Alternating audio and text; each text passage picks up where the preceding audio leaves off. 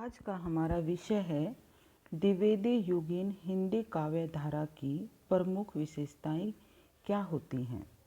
सबसे पहले द्विवेदी युगीन का जो समय है वो 1900 ईस्वी से 1920 तक माना गया है।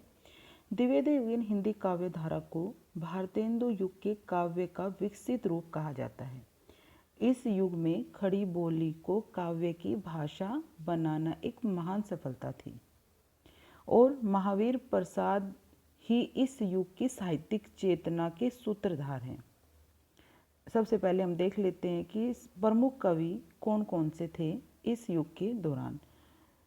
श्री अयोध्या सिंह उपाध्याय, हरिओद जिनको बोला जाता है, रामचरित उपाध्याय, नाथुराम शंकर, राम नरेश त्रिपाठी, मैथिली शरण गुप्त, सत्यनारायण जिनको कवि रत्न के नाम से भी जाना जाता है, ये आदि कवि द्विवेदी युग में आते हैं।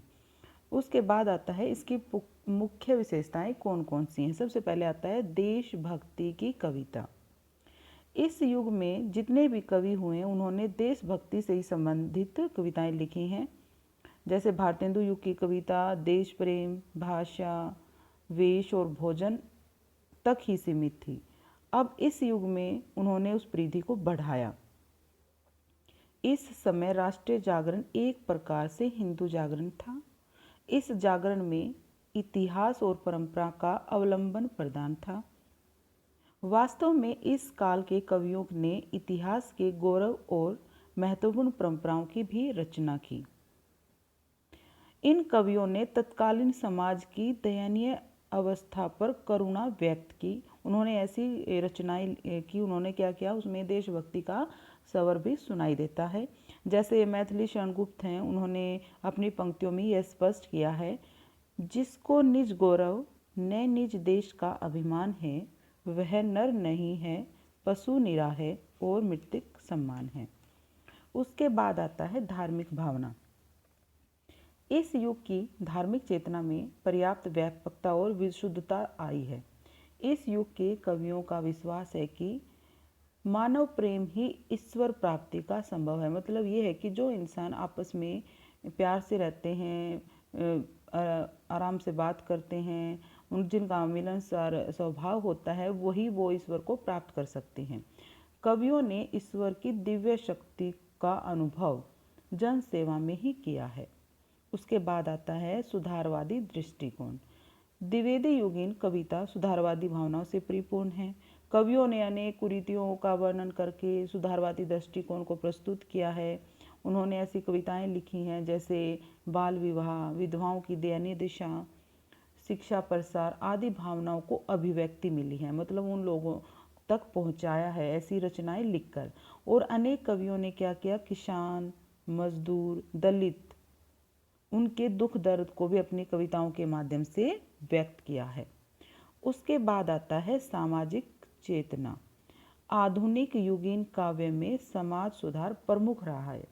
इस युग में हर कवि ने समाज में व्याप्त बुराइयों पर रचनाएं लिखी हैं।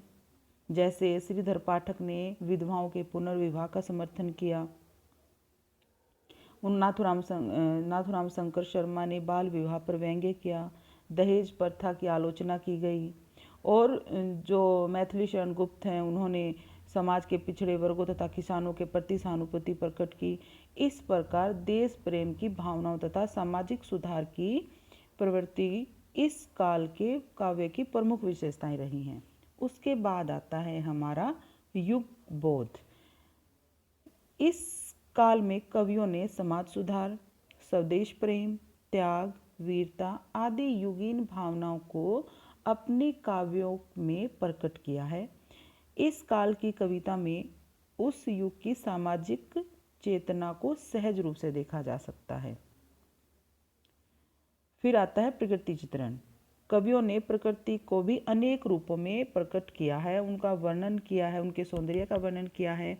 जैसे श्रीधर पाठक ने कश्मीर की सुषमा का एक मनोरम वर्णन किया है। प्रकृति जहाँ एकांत बैठी, निज रूप संवारती, पल पल पलटती वेश क्षणिक, छवि छिन छिन धारती। उसके बाद आता है देश के अतीत गौरव व संस्कृति का वर्णन। इस युग के कवियों ने देश के अतीत के गौरव को पौराणिक और ऐतिहासिक संदर्भों द्वारा वर्णन किया है। गुप्त जी ने अपने काव्य में भारतीय संस्कृति का उज्जवल रूप स्पष्ट किया है। गुप्त जी ने अपने काव्य में भारतीय संस्कृति के आदर्श पात्रों को प्रमुख प्रस्तुत करके अतीत के गौरव तथा भारतीय संस्कृति की दयनीय अवस्था पर दुख व्यक्त करते हुए उन्होंने कुछ पंक्तियाँ लिखी हैं। हम कौन थे, क्या हो गए और क्या होंगे अभी, आओ विचारे आज मिलकर ये समस्याएं सभी। उसके बाद आता है इतिवर्तात्मकता। इतिवर्तात्मकता में जैसे इतिवर्त का अर्थ होता है किसी चीज़ का वर्णन करना। इस युग के कवियों ने आदर्शों को प्रतिस्थापित करने तथा नैतिकता के प्रचार के लिए इसी पद्धति को अपनाया, इसीलिए ये वर्णन प्रधान शैली है। उसके बाद आता है भाषा। भाषा की दृष्टि से द्विवेदी युग सुधारवादी युग माना गया है। अब ब्रिज भाषा का स्थान खड़ी बोली ने ले लिया है। महावीर प्रसाद द्विवेदी ने भाषा सुधार का कार्य किया। खड़ी बोली को स्वतंत्र व्याकरण सम्मत और परिमार्जित किया। उधर मैथिली शरण गुप्त ने खड़ी बोली की खरखराहट को दूर करके एक इसे साहित्यिक भाषा बनाया। इस युग में निश्चय ही खड़ी बोली अपना रूप सुधार कर सुंदर भाषा बन गई और इसमें छंद तथा अलंकारों के क्षेत्र में भी काफ़ी परिवर्तन हुआ। जैसे रोला है, हरिगीतिका है, लावनी है, सरसी आदि छंदों का खूब प्रयोग किया गया और अलंकारों की दृष्टि से भी यह काव्य अत्यंत समृद्ध माना जाता है। शब्दालंकारों के साथ साथ अर्थालंकारों का भी सुंदर प्रयोग किया गया है।